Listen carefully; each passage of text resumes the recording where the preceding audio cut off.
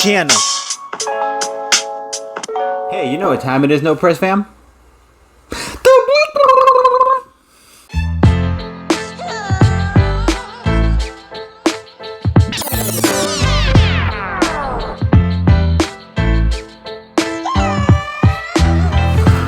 Welcome everyone to another episode of The Beatdown, the segment and channel where two worlds collide. I am your host, Clyde. He's my co-host, Biggs. Doing it big, baby, and keeping it 200 subs.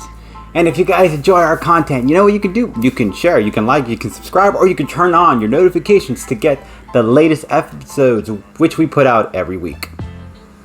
And on today's episode, special shout out to J.O. for recommending this one to us. And it works perfectly because we're continuing on discussing the announcement from James Gunn a little while back about which movies are going to be coming out in DC. And I told you guys already I'm going to be doing episodes of those characters so that way you guys get familiar with those characters before they show up on the big screen and on television series and wherever else they're going to be streaming it on.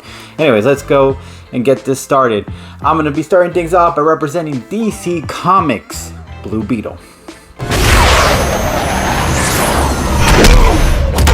Alright guys, let's get into the origin story, or brief origin story, shall we? Alright, so Jaime Reyes, aka the Blue Beetle. Let's talk about where the Beetle came from first. It's an alien scarab. Okay, so in the beginning, aliens were conquering worlds by using the scarab to go out and attach itself to a host, and then they would use the host to destroy the planet. And while the host had to witness the whole thing, I couldn't do anything about it, as the scarab was actually controlling its body and being able to use it to attack and destroy the whole planet. And then pretty much that's what the scarab did. One day, one of the scarabs was flying into space, and then it got pushed off course thanks to a Green Lantern, and it crash landed in America, or I don't know if it landed on America, but it landed on our planet, and it wound up landing in a pyramid, and it stayed there for a while until mankind discovered it. And then from there on, it was centuries of battles between several tribes that knew the technology was like some kind of special thing, so they knew they had to have it. So it was like a century of battles. Present day, two assassins / thieves are fighting in a warehouse in America, trying to get the scarab and take it with them in a backpack. And they're trying to claim it. One of them is trying to claim it. Just two people are going at it one-on-one. And then as this is going on, Jaime and his brother are driving to a party.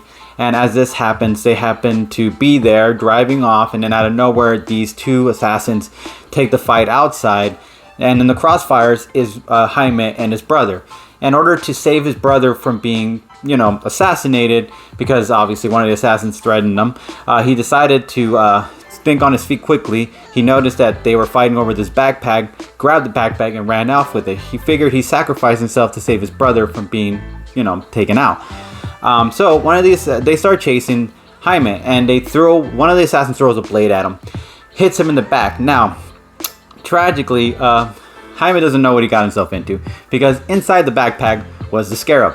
And the scarab, once it got hit with that blade in the back, it started activating its defense mode and attaching itself into the back of the spine of Jaime, becoming the Blue Beetle. And that is the brief origin story of the Blue Beetle. Alright, powers, abilities, and feats. Let's get into it, guys. This is going to be a long one, so I'm going to try to see if I can read this as fast as possible. Tracking systems. The suit can track any forms of energy, biological, magic, or technology. Scarab sights. The scarab that can track anyone Jaime has encountered and search for anything concealing itself, even if they are in other dimensions. He was able to see someone who uses tachyon energy to make himself invisible by shifting between space-time. It can also determine a person's condition, such as pregnancy. Interesting. Symbiotic telepathic communication. Jaime and the scarab can communicate, but the scarab talks in its own language. Superhuman strength. Estimate of baseline enhanced strength capacity, roughly 5 tons lifting / carrying capacity. Superhuman agility. Armor resilience. Partial armor manifestation. Shape-shifting. The scarab is capable of total or partially covering the form of its wearer. It is either instance the wearer still has full access to the scarab's function array. When the scarab's armor fully covers the wearer, it also provides a limited shape-shifting ability, as seen when the wearer's arms hands become complex weapon systems. Dual-purpose wings. The wings could act as a shield, but have changed to be more translucent. Flight mode. The Scarab is capable of subliminal flight velocity and can enter subspace, but it's told that entering subspace travel would annihilate him. What do you call it? Battle analysis, adaptation, vibrational frequency manipulation. He was capable of touching someone moving at a different vibrational frequency. Weapons array. The Scarab has hundreds of different weapons configurations that it can instantly make available to the wearer, from clubs, blades, and grappling spikes to sonic blasts, ion cannons, and antimatter blasters. The Scarab can instantly regenerate and provide a tool for almost any need that arises. Translation: it can understand most languages in the known universe. Waste disposal: it is able to yada yada. Anyway, healing factor: capable of healing himself after Maxwell Lord shot him in the head. So there's that. And now let's talk about some of the feats. Okay, was able to get himself out of Gigantus' closed fist or closed hand. Can take blows from Lobo. Be at multiple places at once with his speed, able to stand nuclear explosions. His shield is strong enough to block attacks from a Speed Force. Sorry, I guess I said that right. I guess he can produce nukes. He took on Guy Gardner's Green Lantern.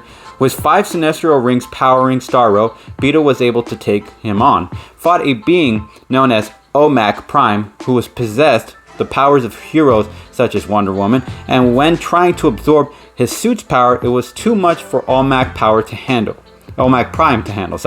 Able to absorb the energy powers of the device known as the World Ripper, which has the power to destroy planets. Can produce tachyons to prevent time traveling. That is impressive. Let's get into the end game. So defense-wise, up close, far range, he's got a pretty good set going on here. So let's start off with the force field, being able to prevent Speed Forcer from attacking him. If it's able to prevent a Speed Forcer from attacking him, I believe it's capable enough to handle an attack from Venom. Any attacks that Venom might have throw at at the Blue Beetle or at Jaime, it's not really going to do anything as long as he's got that force field on. He is good to go. Now let's talk about strength and speed. Blue Beetle has modes where he can turn super strong or he can turn super fast. So those come in handy. Let's say hypothetically speaking, he wants to get in a close fight with this guy. Super strength is going to be his bread and butter. If he gets the Blue Beetle, can get stronger and then take on the Venom. Take on the Venom. And with the speed, he can actually just kind of outrun him and create distance, and also use his blast kind of range shots long range shots in order to get at Venom in that kind of way. Another thing to consider is that the AI, artificial intelligence inside the suit itself, is capable of kind of figuring out weaknesses to villains or any other character that he throws down with. It knows defenses, so eventually he's going to find out about the fire or the sonic sound frequencies, or it's going to learn about the lightning. Either way, the Scarab is capable of adapting quickly, learning how to pinpoint weaknesses, and then attack. It also knows how to strategize too. So yeah, there's a lot going for the Blue Beetle in this fight here, considering the fact they just gave you an entire list of what he can do. Okay, 2 other points I will make is the climate. Considering the fact that the Blue Beetle's suit can kind of adapt to anything environment-wise compared to Venom, and that is an argument to be made. Like, Venom is not very good with fire, so if he's in a firing situation, like let's say they're in a burning building, or they're somewhere in some kind of active volcano, or somewhere where it's completely hot, it's going to put Venom at a disadvantage because he doesn't like fire. I'm not sure if he has an issue with Venom, but as far as like fire wise, if he's anywhere near that stuff, I mean, Blue Beetle's going to probably have more of a tolerance level in that way. Cold conditions, Venom is right down the ballpark in the same level, but like environment wise, I gotta say that Blue Beetle has a much more of a chance of adapting, considering he can handle loud noises or lightning or fire coming his way in a fight in an environment like that, compared to Venom, which would kind of put him at a disadvantage. So the last thing I will make, okay, so let's face fact, both of them have an equal amount of arsenal weapons they can use to their disposal. I mean, they can switch their armor up into different types of weapons and keep throwing down. Both are pretty damn strong. I would say probably Blue Beetle's armor is a lot more impressive than Venom's, but yeah, let's just go with the fact that they're kind of equally matched when it comes to throwing down with weaponry. Strength wise, I don't believe Venom is in the same ballpark. Venom is strong, but he's not as strong as the Thing and stuff like that. There have been arguments about that, so maybe Blue Beetle would be a little more closer to that ballpark. But let's say these two are throwing down. It's a fight. They're getting into a crazy situation. Venom decides, hey, I'm going to try to latch myself on to Blue Beetle. As you remember, it was a big mistake for OMAG Prime to do. He tried absorbing Blue Beetle's technology, and it happened to backfire on him. Eventually, that could be the same said for Venom. Now, this is how I think Blue Beetle would win. Venom would try to attach himself to Blue Beetle's armor, try to attach himself into the body or whatever, and maybe from that point it would get infected by the Blue Beetle's technology, because it did happen with OMAC, so maybe it could happen with Venom. So if Venom gets weakened by the Blue Beetle or the Scarab's armor in some kind of way when he's trying to attach himself to it, there is a very slight possibility that's an opening for Blue Beetle to have. At that moment, he can, while Venom is trying to adjust himself with the Blue Beetle's, new material or new power that he's trying to get himself to acquainted with, he could adjust Blue Beetle could adjust his cannon, take it out, shoot for that opening, blast Eddie Brock right out of Venom, take Venom, boom, shoot him right into the sky, game over, Blue Beetle for the win. Alright, and I'll be representing Marvel Comics, Venom. Look, streamers, now it is a party. Okay, so let's get into both sides of the story, because it's not just one person's side, it's another. Eddie Brock, aka before Venom. Okay, so Eddie Brock was a journalist, who kind of fabricated a story, because he supposedly found out who was the Sin Eater. And then he puts an article out. He's a journalist at the time. He puts an article out thinking, hey, look, I'm the good guy and all that stuff. Turns out Spider-Man finds the actual Sin Eater and proves Eddie Brock to be wrong with the story, which caused him his job, and it caused him his wife, which left Eddie with a bitter taste in his mouth. Now, let's get into Venom. Venom actually started off in pretty much in the Avengers lab, I guess. I'm not really quite sure about that. But Spider-Man was just visiting, and he sees the symbiote, and it latches himself onto Spider-Man. Spider-Man gets a really cool suit for a while, but then he starts realizing that the symbiote is making him do bad things. So he decides to himself that he needs to detach himself from the symbiote. So he uses church bells to actually release himself from the Venom symbiote suit, takes it off himself, and the suit happened at the same time while it's being separated by Peter, happens to find another host wandering around, and that happened to be the man who was actually feeling pretty bitter at the time, Eddie Brock. So Venom decides to attach himself to Eddie, and both of them become one, and they both have a hatred towards one character over the other. Venom is mad because Spider-Man rejected him, and he wants his power back. He wants to be Spider-Man again, but now he's just kind of angry that he was even rejected.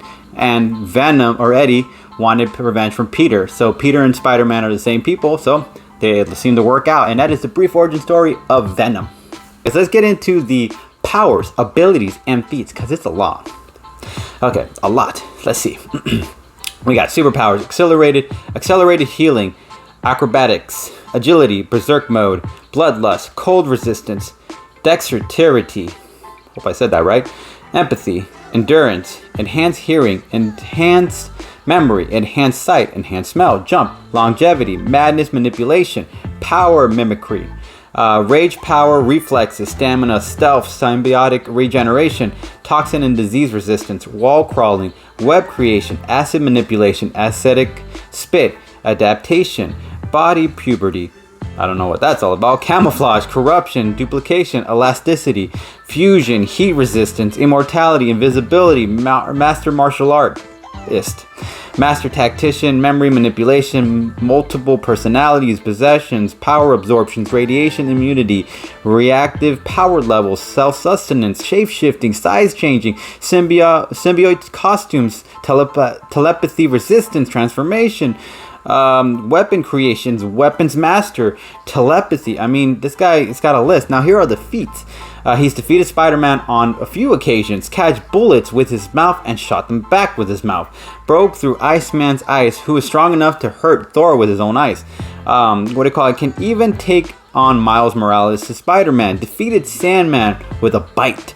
Venom was so tough that when Juggernaut had to go another round with him, he couldn't, because at that time, Venom had some kind of extra juice boosted onto him when he was fighting him. Like he landed on something that gave him chemicals that gave him extra juice, and the old Jughead couldn't take him, so he flee the scene.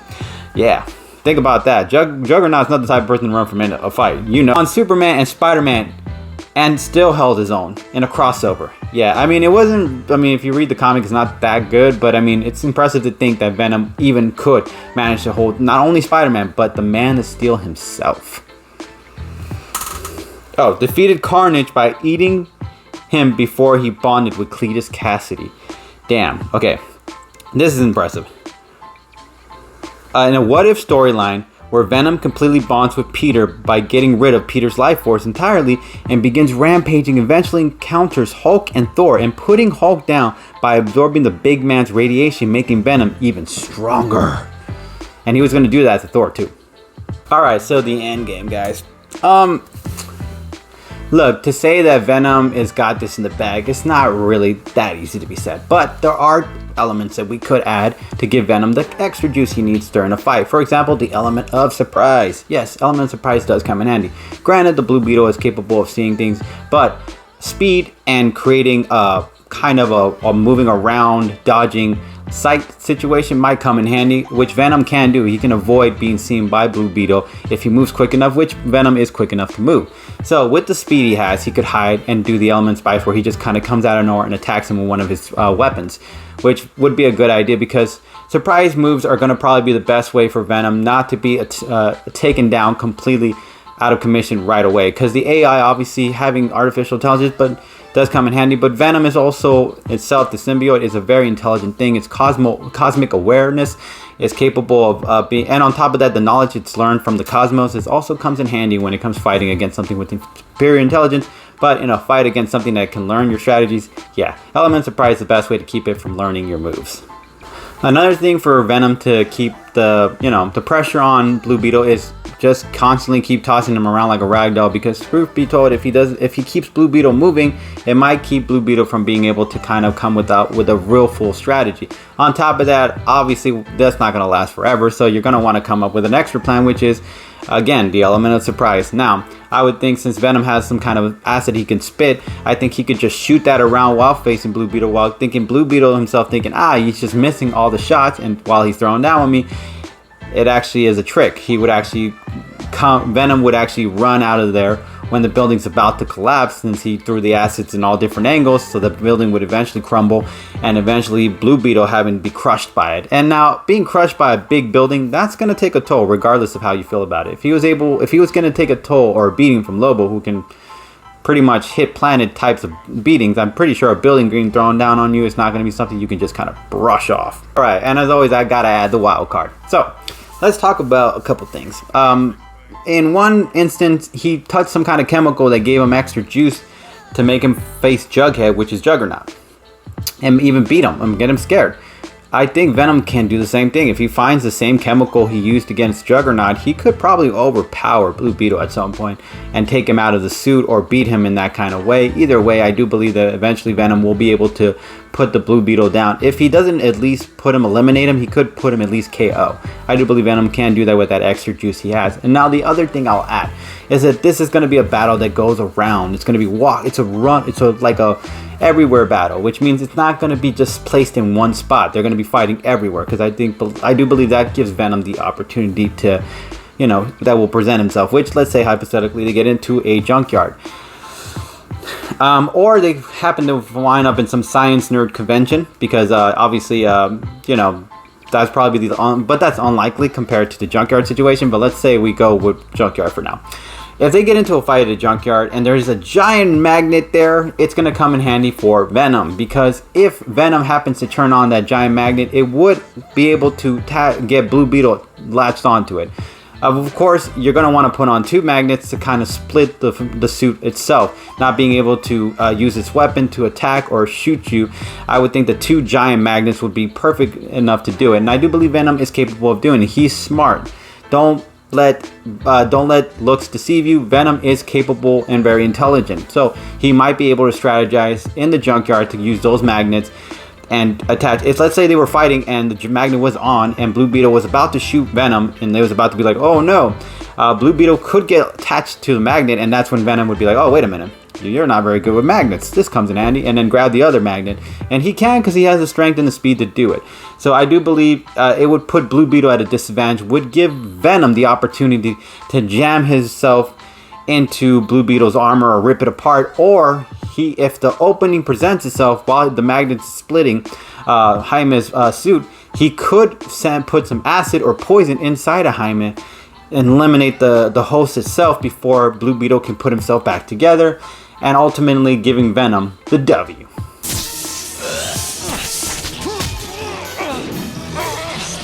As always, No Press fam, it's not up to me. It's not up to Biggs. It's up to you guys. So, if you guys liked my argument, you know what you can do? You can hashtag Blue Beetle.